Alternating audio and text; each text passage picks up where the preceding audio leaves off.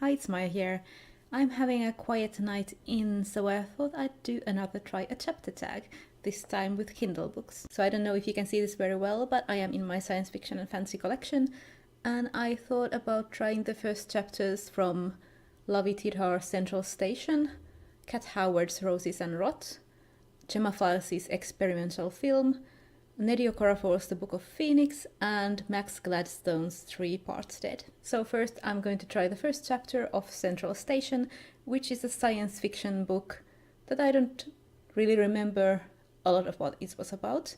I think I can't remember a lot from any of these books that I'm going to try. I did like them when I learned about them, and that's why I picked them up. So a science fiction book about a central station and the people living in the city around it. So I finished the first chapter of Central Station and I really liked it. Central Station is situated in Tel Aviv. The book seems to focus around the poor neighborhood around it that is filled with different nationalities. The first chapter focused on Miriam Jones, who is the owner of this unlicensed bar and is taking care of this little kid whose mother has died. And before she died, the mother told the kid that his father would come back one day from Central Station. And so every Friday Miriam takes the kid to look at the station, sort of waiting for the father to come, even though she knows that he's not coming. But on this particular day, an old love of Miriam's comes back instead. He's been working in space and they reconnect.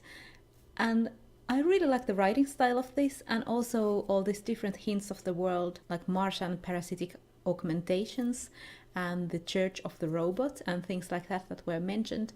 And I'm interested. So let's see if that will be the one that I will continue with. But I think that next I will continue with the first chapter of the Book of Phoenix by Nedio Corafor. So I finished reading a bit of the Book of Phoenix. I actually didn't read the whole first chapter since it was quite long. I read the prologue and then a part of the first chapter. And I liked that one as well. It started with the prologue, which was quite interesting because it was this sort of frame narrative that I am used to reading in like classic books or something, like where a story, which is the book, is told to someone or someone is telling the story. So the prologue starts with a man in the desert in the far future finding this stack of computers and getting a file from it, and the file is the Book of Phoenix, which is the book that I am currently reading. And the first chapter starts when the man starts to read the book in the prologue. So it shifts into the first perspective, and this woman who is a test subject in this tall tower is telling her tale. And the tower is filled with all sorts of test subjects and scientists and lab technicians. And it starts when the main character's friend has just died, and the day previous to him dying, he had seen something that he didn't tell the main character what it was about. And that's pretty much as far as I got. And I think I liked the writing style in Central Station a bit more. I liked how the sentences flowed. This was a bit more simple, like this woman is telling this story to you. I think I was more intrigued in what was going to happen in the Book of Phoenix, so I think from these two I would continue with the Book of Phoenix, but I still have 3 other books to try out. So next I'm going to read the first chapter from Roses and Rot by Kat Howard. So that was quick. The first chapter of Roses and Rot was about 3 minutes, so my Kindle told me. So I read it very quickly, and I don't even now know a lot about the book. It starts with these 2 sisters with an abusive mother, and the older one, I think, of the sisters is going to boarding school, a prestigious boarding school, and leaving her sister behind to live with her mother, which of course isn't the optimal situation. And I know that the sister who stays at home practices dancing. I think the other sister has some sort of skill as well, but we don't know about it yet.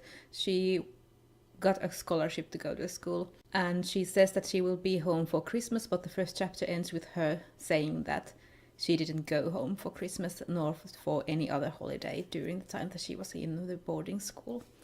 So that's all I know. I think I remember that there are fae in this book, or they factor into the plot somehow. So I can't say very much. It was just 3 minutes, so let's move on to the next one. And I think I will be reading the horror book next, so the first chapter from Experimental Film by Gemma Files. So experimental film feels exactly like something that I would be really into.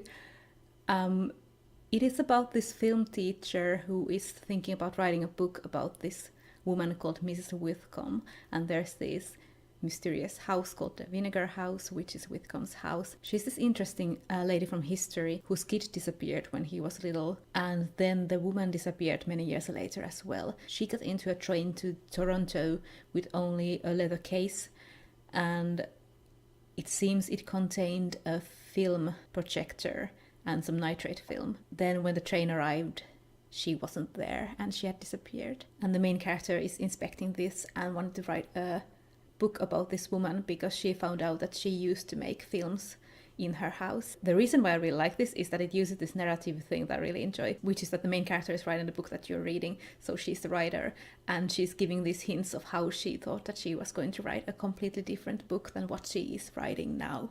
Dun dun dun.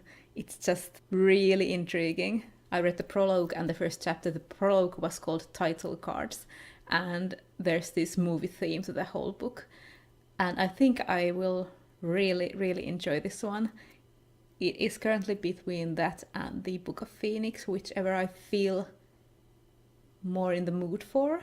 But I still have one more left to try, and that is 3 Parts Dead by Max Gladstone. So, 3 Parts Dead. I have no idea what's going on, but I like it. So it seems to be set in an industrialized fantasy world. And there are gods and magic users, and something happened in the past called the Gods' War. And there are some gods still left alive. And it starts with a novice praying to God, but the god isn't answering. And it seems to be that normally he does, so there's some sort of problem. That's the prologue. And in the first chapter we are introduced to Tara, who graduates but is kicked out of this magic school, and magic is called the craft. And she goes back home to this farming village and helps people with contract work, because that seems like something that the craft workers do, help people with contracts. Perhaps there are some sort of magical contracts. But then some raiders kill some watchmen, and Tara gets the brilliant idea of bringing the watchmen back to life. Of course, she gets caught and the lynch mob forms of the villagers, but she is saved by this woman who appears from the sky and hires her to her company. And it seems to be some sort of necromantic company. So I basically have no idea yet what's going on, and everything is quite confusing but interesting. So I like what I read. Now, what book will I be continuing on with? I like the Book of Phoenix, 3 Parts Dead, and Experimental Film the best. And I think I will continue on with the experimental film, because it just felt like something that I would really like. And I think I'm in the mood for a little horror right now. So that's what I'll be going with. Anyway, that's all from me for now. I will see you in my next video. Bye!